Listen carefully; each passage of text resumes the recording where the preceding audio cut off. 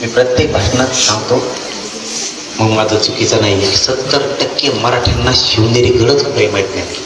अरे आपला बाप आहे रे, आपला राजा ज्याने आपल्या कंपाळावर कुकू दिलं ना, हे वैभव बंगले गाड्या प्रॉपर्टी आहेत ना, फक्त छत्रपती शिवरायांमुळे नौकऱ्या येतात. नाही काय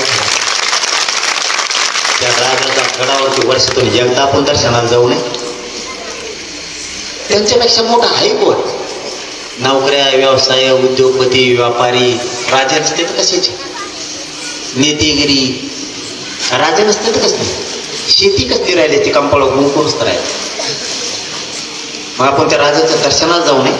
पुढच्या वर्षीची तयारी करतो आपण. एक बी मराठ्याचा माणूस माय माऊलीसह घरी नाही राहायला पाहिजे पुढच्या वर्षी 2027 अख्ख्या मराठ्या शिवनेरी गडावर.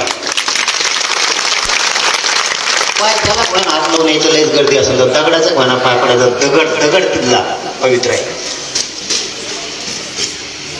एकुलता एक लेख आपल्यासाठी गेलाय, त्याचा धर्मवीर छत्रपती संभाजीराजे तुकडे तुकडे झाले आपल्यासाठी. आणि ते शिवनेरी गड आपल्याला माहित नाही. किती लाजिरवाणी गोष्ट. आपल्या आयुष्यात त्यांच्यापेक्षा मोठा देव या पृथ्वीतलावर कुणीच, फक्त आणि फक्त छत्रपती.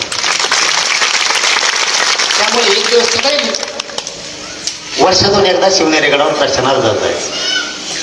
चला पुन्हा एकदा तुम्हाला सगळ्याला विनंती करून सांगतो की असंच एकजूट राहा. गरिबाची लढाई जिंकायची. आरक्षण जरी झालं असलं तर अनेक संकट आपल्यावरती येत. पुन्हा एकदा या खंडारे नाम सप्ताहाच्या निमित्तानं मला खूप खूप शुभेच्छा देतो आणि थांबतो. धन्यवाद.